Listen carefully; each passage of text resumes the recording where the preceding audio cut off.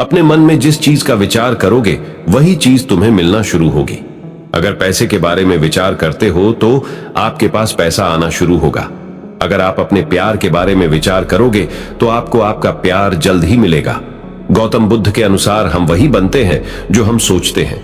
जिस तरह कोई व्यक्ति बुरी सोच के साथ बोलता या काम करता है तो उसे कष्ट ही मिलता है, वही यदि कोई व्यक्ति शुद्ध विचारों के साथ बोलता या काम करता है तो उसकी परछाई की तरह खुशी उसका साथ कभी नहीं छोड़ती है।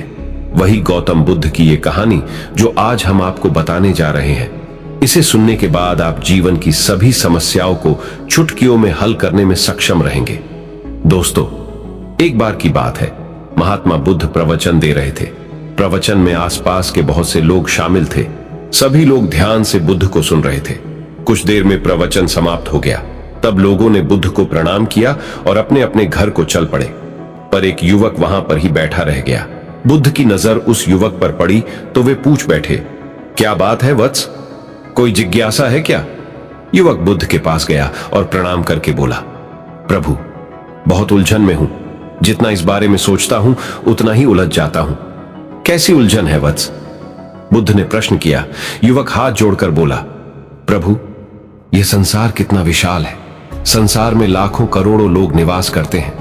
उनमें भी एक से बढ़कर एक विद्वान, कलाकार, योद्धा। ऐसे में उन सब के बीच मुझ जैसे सामान्य प्राणी का क्या मूल्य है? युवक की बात सुनकर बुद्ध मुस्कुरा दिए। वे बोले, तुम्हारी जिज्ञासा का उत्तर मिल जाएगा, पर इसमें थोड़ा सा समय लगेगा। क्या तब तक मेरा एक छोटा सा काम कर सकते हो? प्रभु, यह तो मेरे लिए गर्व का विषय है कि मैं आपके काम आ सकूं। युवक ने पुनः अपने हाथ जोड़ दिए और कहा, आप आदेश करें। प्रभु बुद्ध ने युवक को एक चमकीला पत्थर देते हुए कहा, तुम्हें इस पत्थर का मूल्य पता करना है, पर ध्यान रहे, इसे बेचना नहीं है, सिर्फ इसका मूल्य पता करना है। जैसी आज्ञा प्रभु।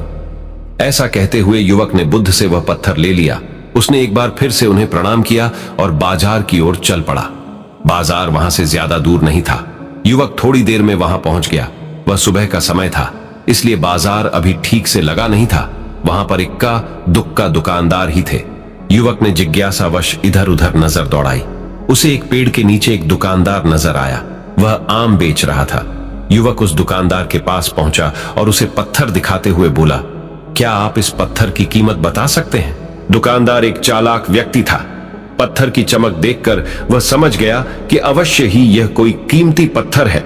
वह बनावटी आवाज में बोला, देखने में तो कुछ खास नहीं लगता, पर मैं इसके बदले 10 आम दे सकता हूं। दुकानदार की बात सुनकर युवक को हल्का सा क्रोध आ गया। वह मन ही मन बुदाया, यह आदमी मुझे बेवकूफ समझता है। इतना सुंदर पत्थर और इसका मूल्य सिर्फ 10 आम। अवश्य ही यह झूठ बोल रहा है। युवक को चुप देखकर दुकानदार बोल उठा, क्या कहते हो, निकालूं आम? पर युवक ने दुकानदार को कोई जवाब नहीं दिया। वह चुपचाप आगे बढ़ गया। सामने एक सब्जी वाला अपनी दुकान सजा रहा था। युवक उसके पास पहुंचा और उसे पत्थर दिखाते हुए उसका मूल्य पूछा। उस पत्थर को देखकर सब्जी वाले की आंखें खुशी से चमक उठी। वह मन ही मन सोचने लगा, यह पत्थर तो बहुत कीमती जान पड़ता है। अगर यह मुझे मिल जाए तो मजा ही आ जाए। क्या हुआ भाई, कहां खो गए? युवक ने दुकानदार की तंद्रा तोड़ी। सब्जी वाला चौंकता हुआ बोला, कुछ नहीं, कुछ नहीं, मैं तो बस मन ही मन इसकी कीमत की गणना कर रहा था। वैसे मैं इस पत्थर के बदले एक बोरी आलू दे सकता हूं। सब्जी वाले के चेहरे की कुटिलता देखकर युवक समझ गया कि यह दुकानदार भी मुझे मूर्ख बना रहा है। मुझे किसी और से इसका मूल्य पता करना चाहिए।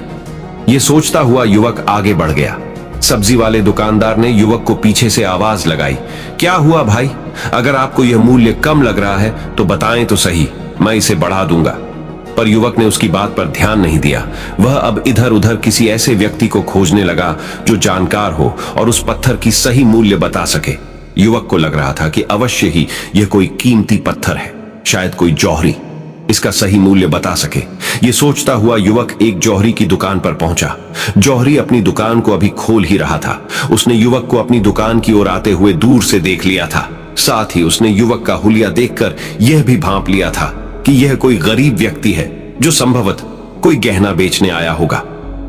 जौहरी ने हाथ जोड़कर युवक को नमस्कार किया और मुस्कुराकर पूछा, बताएं महोदय, मैं आपकी क्या सेवा कर सकता हूं?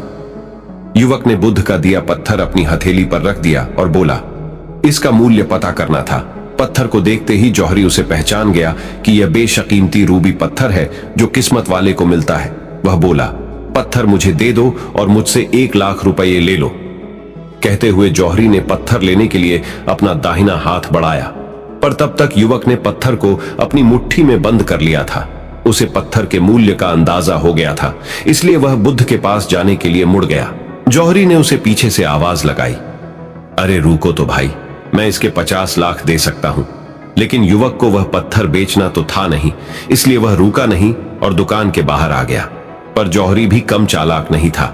वह उस अनमोल पत्थर को किसी भी कीमत पर अपने हाथ से जाने नहीं देना चाहता था। वह दौड़कर उसके आगे आ गया और हाथ जोड़कर बोला, तुम ये पत्थर मुझे दे दो, मैं इसके बदले 1 करोड़ देने को तैयार हूं।